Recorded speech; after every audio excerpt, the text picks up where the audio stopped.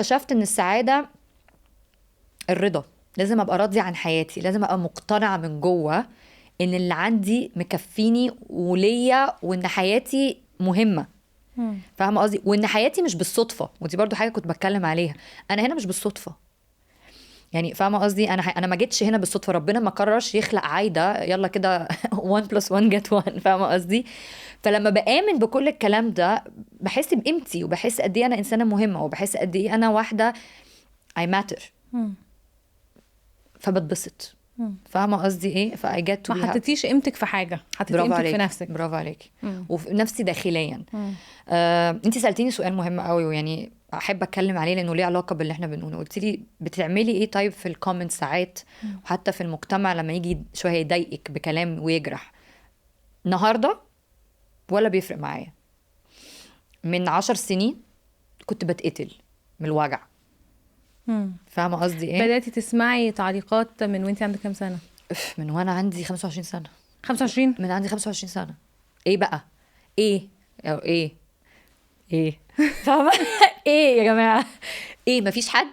فاهمه؟ تبكل بقى. فاهمه ايه مفيش حد؟ لا في طبعا، تروحي تحضري واحنا كنا الجيل بتاعنا بصراحه كنا بنتجوز بدري. يعني احنا يمكن دلوقتي الناس شويه اكتر اوعى كمان. صح. بس احنا الجيل بتاعنا اللي هو الثمانينات، لا فعلا من 25 سنه كان كل واحد يا مظبط في الجامعه، يعني فاهمه، يا اما ريدي تو جيت ماريد واتجوزوا. انا عارف ان اصحاب كتير ليا اتجوزوا 27 28 سنه. فبالنسبه لهم ان انت قاعده مش مع حد، مش مرتبطه ولسه ما اتجوزتيش، كان اوريدي السؤال بيتسال. وعلى فكره من اقرب الناس ليا من امي. يعني انا بموت في ماما، بس هي ماما كانت اول واحده بتضغط عليا، وانا عايزه اقولها اوبنلي لان حاسه ان، وده هنتكلم فيه مع بعض، الام بتلعب او الاهل بيلعبوا دور مهم قوي في تربيه بناتهم، وفي العقليه بتاعت بناتهم، وسعاده بناتهم. لان اول واحده بتسمع لها واول واحده بتبقى عايزه رضاها هي امك. فلما احساسك واكتر انك حد بيأثر في ثقتك في نفسك. برافو عليكي. فتخيلي لو امك بصلك بصت هو ايه بقى انت في ايه، يعني فاهمه قصدي؟ هتحسي ان هو انا في ايه، هو انا ايه بجد في ايه، يعني فاهمه؟ فمن 10 سنين ولا من يمكن اكتر من 10 سنين، لا كنت بتقتل، كنت بحس فعلا لا هو انا في اي حاجه غلط، وانا لسه طفله، يعني فاهمه قصدي؟ وبعدين ومع الوقت كانت بتزيد. طبعا عند ال30 بقى بتزيد، بتبقى بقى كده بشكل مباشر اكتر. برافو عليكي 100%. فكنت بحس لا هو في حاجه غلط. النهارده طبعا لا، ولا الهوى. هحكي لك قصه. طب بس روحتي من هنا لهنا ازاي؟ ما انا هحكي لك قصه ليها علاقه بالموضوع، هي قصه شخصيه وحكيتها مره، وهحكيها لك انت عشان انت عاليه. مره من كذا سنه كنت عند واحده صاحبتي في البيت، وكنا قاعدين انا وهي ومامتها بنتكلم. اوكي. وهي كانت بتتكلم على حياتها ومش عارفه ايه وبتاع، وانا بتكلم على حياتي. وفجاه الام لقيتها بتقول، وهي صاحبتي قوي يعني we're close، لقيتها بتقول لا بس انا اكبر منها ب6 سنين. فمعرفش ايه اللي فات، مش فاكره حقيقي الحوار، بس كل اللي فاكراه ان هي قالت لا بس انا ما اتمناش ان بنتي تبقى زيك.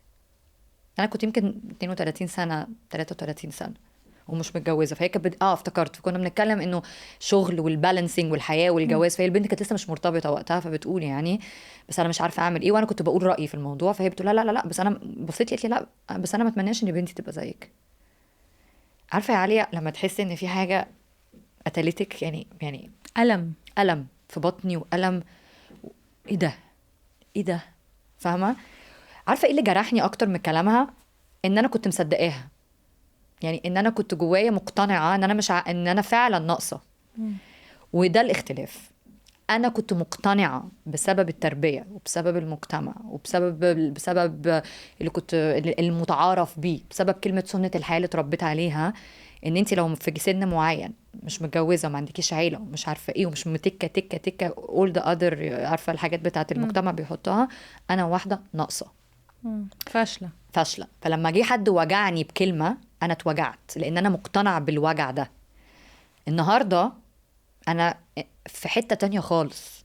ودايما حتى البنات اللي بتبعت لي مسجز على تيك توك تقول لي انت بتعملي ايه مع ضغط المجتمع.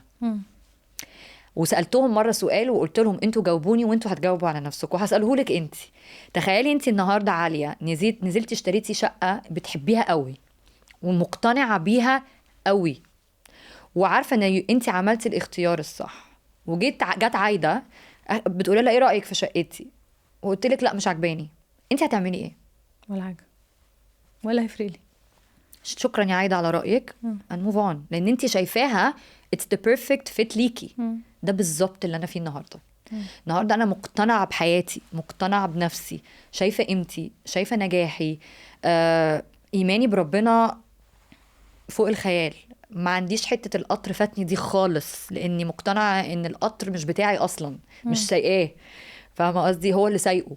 فهو مين ده اللي هيتاخر؟ اللي خلقني. يعني دايما حتى اقول للبنات اللي تقولي على الجواز بالذات عشان موضوع الخلفه، ودي حاجه برضو انا عايزه اكلمك فيها، لكن مثلا لو اخدنا ده فرضا يعني ان الخلفه هي الاساس، يعني هل انا مثلا واحده، انا مجرد انسانه بشر اقدر اتحكم في روح تتخلق مني او لا؟ ازاي يعني؟ دايما حتى اقول لهم كده فاهمه عبر الشاشه ازاي انا ممكن ابقى بكرر ده؟ ازاي ممكن اخاف ان انا مثلا ما بقاش ام او ابقى ام اذا كان هو اللي هيحط الروح فيا؟ يعني فاهمه قصدي؟ فبقى عندي سلام داخلي معاه ومع اللي كاتبهولي، فمهما حد بيقولي دلوقتي بجد ما بتهزش.